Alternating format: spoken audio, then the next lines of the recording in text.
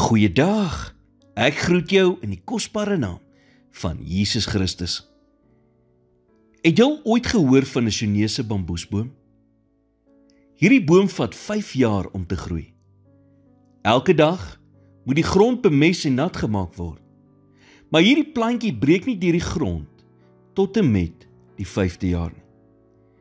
En wat hierdie boom egter so uniek maak, is die feit dat as hy eers deur die grond gebreek het, groei hy tot en met 27 meter hoog in net 5 weke. Nou is die vraag, groei hierdie boom tot 27 meter hoog in 5 weke of 5 jaar? Die antwoord is eenvoudig. Hy groei 27 meter hoog in 5 jaar.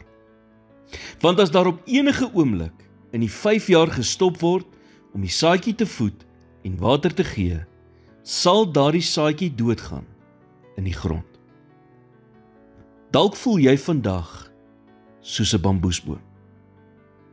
Jy bid al so lank vir 'n spesifieke saak, maar dit is asof die antwoord net nie kom nie.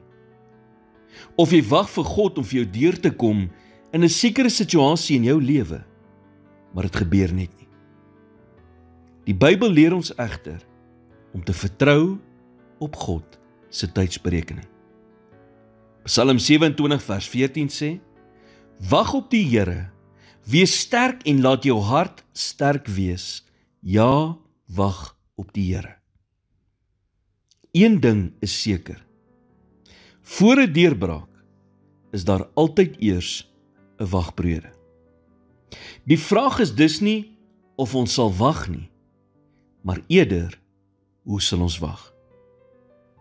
Want of jy kan net passief wag vir jou deurbraak, of jy kan met afwagting wag.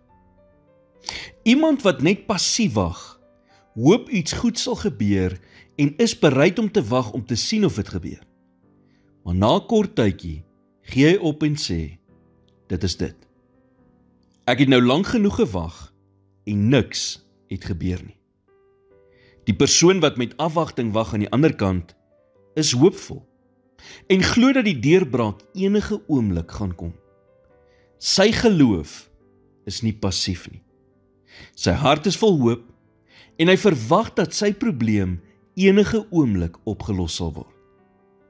Hy word elke oggend wakker met geloof en 'n verwagting in sy hart.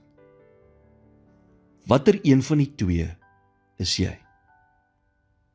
Want jy sien, ons houding terwyl ons wag, bepaal ook dikwels hoe lank ons wag.